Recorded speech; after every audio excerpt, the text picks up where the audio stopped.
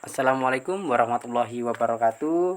Hari ini bertemu lagi dengan saya Alim Habibi di channel Sahabat Perawat ID. Hari ini saya ingin membahas soal-soal uji kompetensi perawat, di mana buat teman-teman yang akan mempersiapkan uji kompetensi, di sini bisa mulai belajar bersama dengan saya di channel Sahabat Perawat ID. Ya, saya akan bahaskan 5 soal kali ini ya, kaitannya dengan soal masalah keperawatan. Oke, jangan lama-lama, kita langsung menuju ke soal pertama. Ya, di sini adalah keperawatan anak ya, tapi yang kita bahas adalah berkaitan dengan masalah keperawatan. Ya, anak laki-laki berusia 5 tahun dirawat di ruang anak dengan keluhan batuk berdahak sejak 2 minggu yang lalu disertai demam pada malam hari. Hasil pengkajian, ibu mengatakan nafsu makan anak menurun, susah tidur di malam hari, ronki di kedua lapang paru, frekuensi napas 35 kali per menit, frekuensi nadi 100 kali per menit, suhu 37,6 derajat Celcius, dan berat badan dari anak laki-laki tersebut yaitu 13 kg. Hasil laboratorium sputum BTA plus dan leukosit 17.000 mm. Masuk pada soal, apakah masalah keperawatan utama pada kasus tersebut? A. Bersihan jalan napas tidak efektif. B. Gangguan pola tidur. C. Resiko defisit nutrisi. D. Hipertermi. E. Resiko infeksi. Jadi teman-teman sudah melihat di sini soal yang kita bahas kaitannya dengan masalah keperawatan. Cara menjawabnya yaitu kita harus tahu hasil dari pengkajian saat ini terlebih dahulu. Yuk kita lihat sama-sama ya untuk hasil keperawatan. Nah, di sini bisa teman-teman lihat bahwa ibu mengatakan nafsu makan anak menurun ya di sini ya. Ini adalah data subjektif yang harus teman-teman ketahui pada saat teman-teman akan melakukan menjawab soal ya. Kemudian yang teman-teman lihat adalah susah tidur di malam hari di sini. Ini juga data subjektif. Nah, kemudian di sini ada data objektif yaitu ronki di kedua lapang paru. Ya. Kemudian ada frekuensi napas di sini. Kemudian ada frekuensi nadi.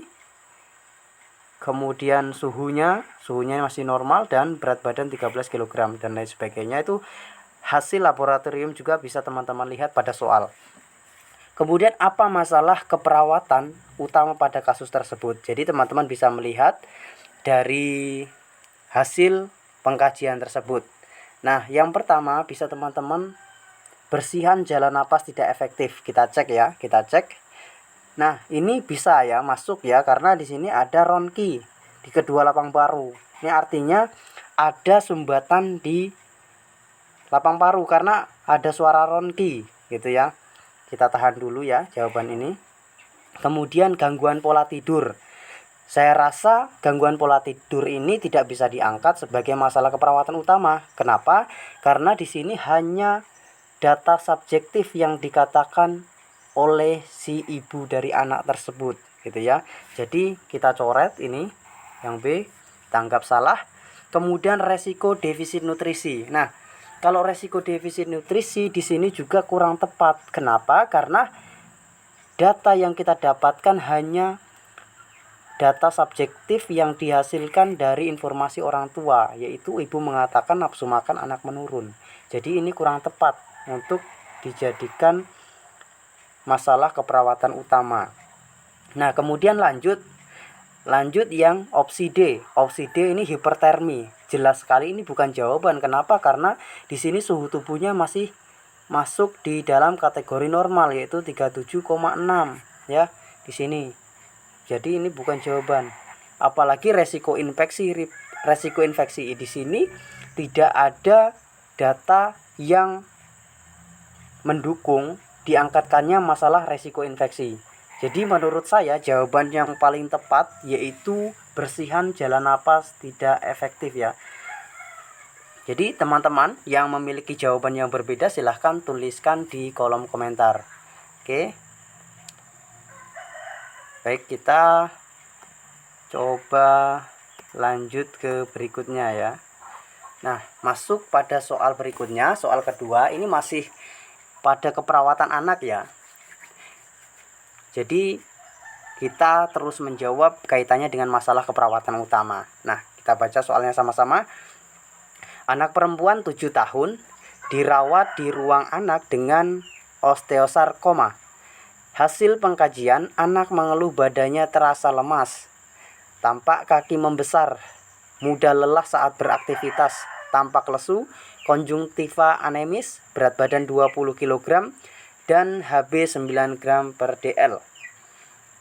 Apakah masalah keperawatan utama pada kasus tersebut? A. Nyeri akut, B. Keletihan, C. Resiko jatuh, D. Intoleransi aktivitas, dan E. Gangguan mobilitas fisik.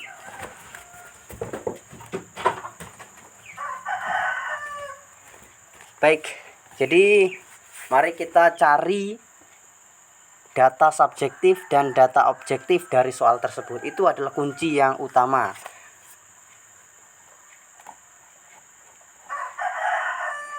Nah, di sini bisa teman-teman lihat ya. Pada osteosarkoma ini biasanya ditandai dengan adanya pembesaran di ekstremitas ya, seperti pada kaki. Karena ini merupakan penyakit keganasan, maka mempengaruhi kondisi tubuh secara umum. Salah satunya anemia, kelemahan, dan penurunan berat badan. Berdasarkan data yang ada, yaitu adanya anemia, kaki yang membesar, lelah saat beraktivitas, serta lesu, maka masalah keperawatan utama pada kasus tersebut adalah apa gitu ya. Jadi setelah saya jelaskan tadi, teman-teman bisa nyimak ya. Hasil pengkajian tadi adalah anak mengeluh badannya terasa lemas ya. Mohon maaf, ini kepencet ya. Nah, anak mengeluh badannya terasa lemas ini ya. Bisa teman-teman lihat. Kemudian tampak kaki membesar. Nah, ini seperti yang saya jelaskan tadi, mudah lelah saat beraktivitas, tampak lesu, konjungtiva anemis ya, dan lain sebagainya. Ini berat badan 20 dan HB-nya 9. Apakah masalah keperawatan? Nyeri akut. Oke, kita bahas satu persatu nyeri akut. Nah, mohon maaf ya, tempatnya agak berisik ya, ada suara ayam segala macam, karena mumpung ada sempat waktu saya buatkan video ya. Kita bahas satu persatu ya. Opsi A, nyeri akut. Nyeri akut. Jadi teman-teman yang harus dipahami adalah nyeri akut itu bisa diangkat sebagai masalah keperawatan utama apabila ada yang namanya skala nyeri ya. Masalah ini skala nyeri. Ya, skala nyeri. Apabila ada skala nyeri itu bisa diangkat misalnya di atas 5 sampai 10 itu bisa diangkat, yaitu masalah keperawatan skala nyeri. Apabila tidak ada, maka ini bukan jawaban sesuai soal gitu ya. Kemudian keletihan. Kalau kita melihat dari soal tersebut tidak bisa dijadikan masalah keperawatan utama keletihan ini ya. Ini salah. Kemudian resiko jatuh. Nah, resiko jatuh kalau kita melihat tidak ya, karena di sini tanda-tandanya tidak ada yang mengarah pada resiko jatuh. Nah, kemudian gangguan intoleransi aktivitas ya. Kalau intoleransi aktivitas ini sudah kita lihat dari soal tersebut ya, jelas sekali bahwa hasil pengkajiannya mengeluhnya badannya terasa lemas gitu ya. Kemudian kakinya membesar, sudah jelas ya. Dari hasil pengkajian itu mengarah pada masalah keperawatan utama intoleransi aktivitas. Ini ya jawaban yang tepat. Oke, baik teman-teman. Di sini apabila teman-teman ada jawaban lain bisa tuliskan di kolom komentar ya. Jadi ini sesuai dengan yang saya ketahui hasil dari pengkajian tersebut. Oke, kita lanjut lagi pada soal nomor 3.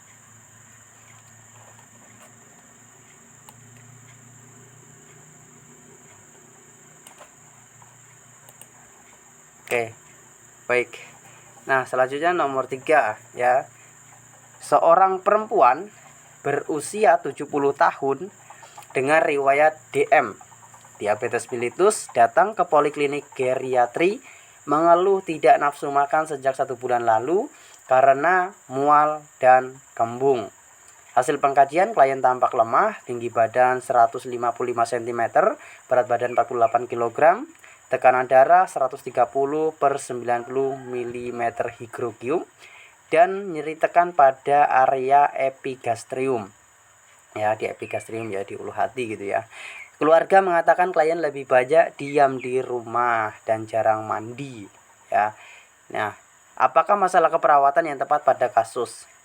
A. Coping individu tidak efektif. B. Defisit perawatan diri. C. Defisit nutrisi. D. Nausea. E. Nyeri. Ya, baik. Kita sama-sama cari masalah keperawatan di sini. Yang pertama kita lakukan, kita harus mengetahui hasil dari pengkajian tersebut. Klien tampak lemah. Oke, kita dapat 1 ya. Kita lihat. Klien tampak lemah. Di sini. Kemudian di sini ada nyeri tekan pada epigastrium juga gitu kan. Kemudian keluarga mengatakan klien lebih banyak diam di rumah dan jarang mandi. Apakah masalah keperawatan yang paling tepat pada kasus tersebut ya? Jadi kalau coping individu tidak efektif, saya rasa ini bukan jawaban ya. Jawaban dari soal tersebut ya. Kita bisa coret ya. Karena sudah tidak ada kaitannya gitu ya. Kemudian defisit perawatan diri. Memang di sini ada keluarga mengatakan klien lebih banyak diam rumah dan jarang mandi. Nah, ini tidak bisa diangkatkan karena hanya data subjektif saja yang disampaikan oleh keluarga. Sedangkan hasil pengkajian yang lain masih banyak data-data yang mengarah ke masalah perawatan utama ya. Ya, jadi defisit perawatan diri ini tidak bisa ditegakkan. Kemudian defisit nutrisi. Defisit nutrisi ini juga tidak bisa ditegakkan. Kenapa? Karena di sini lebih pada di sini ya. Kalau teman-teman lihat nih, di sana ada keluhan juga, mengeluh tidak nafsu makan sejak 1 bulan lalu karena mual dan kembung gitu ya. Jadi hanya itu sudah lalu ya, 1 bulan yang lalu ya. Jadi tidak bisa ditegakkan untuk defisit nutrisi itu. Nah, kemudian ini yang paling gampang kita ambil dulu, nyeri dulu yang opsi E. Ini nyeri tidak bisa ditegakkan. Kenapa? Meskipun di sini ada nyeri tekan pada area epigastrium, tetapi di sini tidak ada skala nyeri yang dituliskan. Ya, skala nyerinya tidak ada.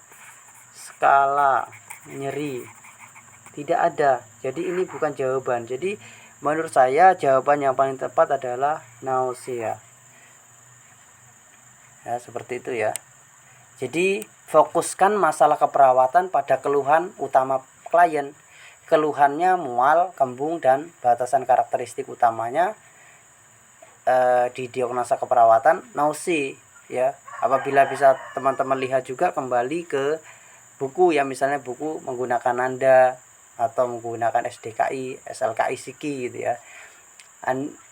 Adanya tambahan data tidak nafsu makan dan nyeri ya, nyeri tekan menjadi data tambahan penegakan diagnosa gitu ya. Jadi kalau defisit nutrisi tidak, karena di sini ada mual dan kembung juga. Jadi paling tepat adalah nausea. Kemudian kita lanjut pada soal berikutnya.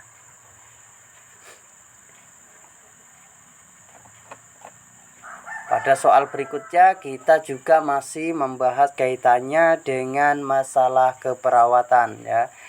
Masalah keperawatan.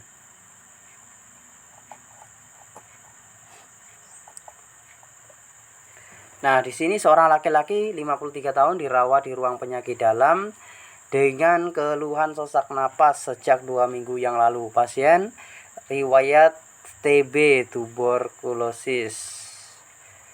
11 tahun lalu. Hasil pengkajian pasien tidak nafsu makan. Ya, langsung aja kita tandai ya, pasien tidak nafsu makan.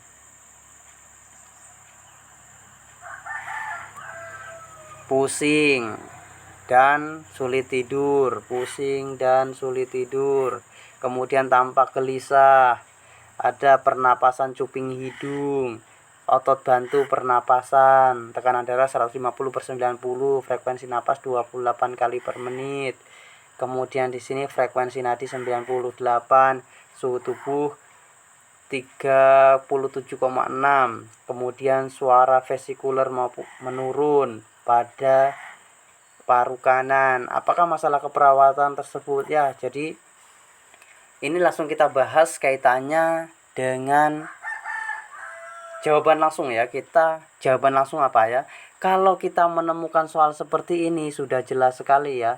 Yang pertama kita lihat adalah pernapasan cuping hidung, kemudian otot bantu pernapasan, kemudian napasnya sesak 28 kali per menit, nadinya juga nadinya normal ya. Kemudian ada vesikuler menurun. Jelas sekali bahwa ini jawaban yang paling tepat adalah pola napas tidak efektif. Kenapa pola napas tidak efektif? Yaitu tadi ketika bernapas menggunakan pernapasan cuping hidung ya. Ada otot batu pernapasan. Kemudian itu yang teman-teman harus pahami ya.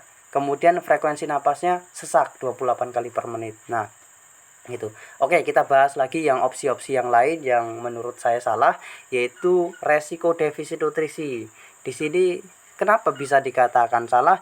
Di sini hasil pengkajian hanya pasien mengatakan tidak nafsu makan. Kemudian hasil pengkajian yang lain tidak ada yang berkaitan dengan resiko defisit nutrisi.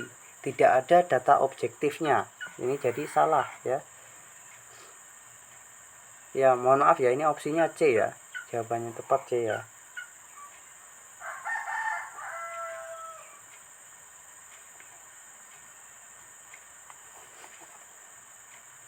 Opsinya C. Kemudian di sini bersihan jalan napas tidak efektif. Benar bahwa bersihan jalan napas tidak efektif di sini juga sesak ya. Tetapi untuk membedakan antara bersihan jalan napas tidak efektif dengan pola napas tidak efektif itu sangat mudah. Jadi kalau bersihan jalan napas tidak efektif itu lebih pada adanya sumbatan di jalan napas yang tidak dapat dikeluarkan. Contohnya ada sekret ya, sekret darah ataupun cairan yang menutupi jalan napas. Itu adalah bersihan jalan napas tidak efektif. Jadi B salah ya, ini C ya. Kemudian ini D, ini E. Jadi kemudian gangguan pola tidur. Gangguan pola tidur ini hanya disampaikan pada pusing dan sulit tidur. Di sini hanya data subjektif, tidak kuat kalau diangkatkannya gangguan pola tidur ya. Apalagi hipertermi. Kalau hipertermi ini sudah jelas salah karena di sini aja data objektif Mas. Suhunya aja 37,6 yang menandakan suhu tubuhnya normal gitu ya. Jadi teman-teman silahkan yang punya jawaban dari soal-soal yang saya paparkan tadi, jawabannya berbeda, silahkan tuliskan di kolom komentar. Oke, kita lanjut lagi teman-teman ya ke soal berikutnya. Soal berikutnya masih juga berkaitan dengan masalah keperawatan utama. Oke. Seorang laki-laki 60 tahun dirawat di unit saraf dengan stroke hari kelima. Hasil pengkajian GCS-nya E 4, motorik 6, verbal 5, kemudian mengeluh sulit menggerakkan kaki dan tangan kiri, kekuatan otot ekstremitas kiri 2, tonus otot menurun, mulut mencong, berbicara tidak jelas, tekanan darah 135/80 mmHg, frekuensi nadi 80 kali per menit, kemudian frekuensi napas 18 kali per menit, dan terpasang NGT pada fase latihan menelan. Kemudian semua aktivitas pasien dibantu. Apakah masalah keperawatan utama pada kasus tersebut? A. Defisit perawatan diri, B. Gangguan mobilitas fisik, C. Kerusakan komunikasi verbal, D. Gangguan persepsi sensori, dan E. Gangguan defisit nutrisi. Oke, kita bahas dulu kaitannya dengan hasil pengkajian GCS, Glasgow Scale untuk menilai tingkat kesadaran dari pasien. E motorik dan verbal nih. Jadi totalnya adalah 15. Jadi normal ya, masih normal. Sulit mengeluh, sulit menggerakkan kaki. Ya, mohon maaf ya.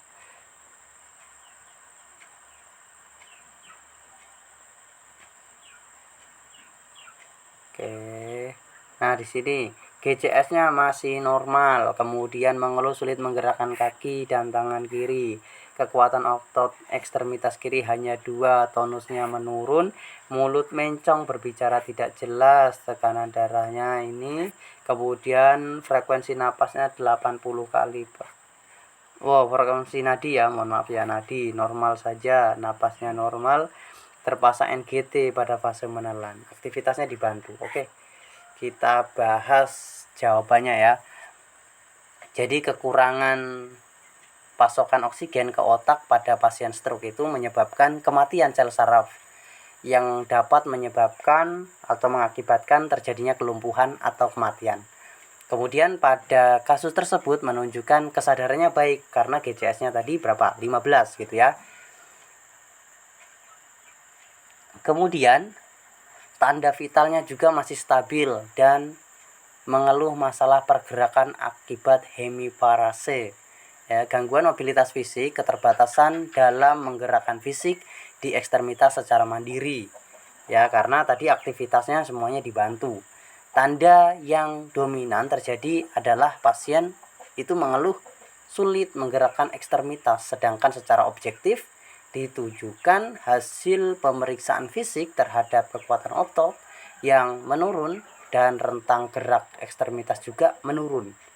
Jadi kalau bisa dilihat dari hasil pengkajian tersebut, maka jawaban yang paling tepat adalah opsi B, gangguan mobilitas fisik, karena aktivitasnya semua dibantu gitu ya. Nah, jadi kalau mendapatkan soal seperti ini, teman-teman wajib membaca hasil dari pengkajian tersebut. Apabila sudah tahu hasil pengkajian tersebut, maka sangat mudah sekali untuk menentukan masalah perawatan seperti itu ya. Jadi kalau teman-teman mendapatkan soal yang panjang, langsung saja baca hasil pengkajian, dapatnya apa di situ. Kalau masih normal ini berarti nggak ada masalah. Tapi kalau teman-teman ada yang tidak normal, wah ini langsung masuk pada masalah tersebut. Jadi kita paling mudah yaitu membuang jawaban-jawaban yang salah dulu. Itu jauh lebih mudah. Kemudian sisakan jawaban yang paling tepat. Oke teman-teman, mungkin itu dulu yang bisa saya sampaikan pada kesempatan pagi hari ini ya. Semoga bermanfaat untuk teman-teman dalam persiapan uji kompetensi perawat. Dan semoga video ini bermanfaat. Saya akhiri, wassalamualaikum warahmatullahi wabarakatuh.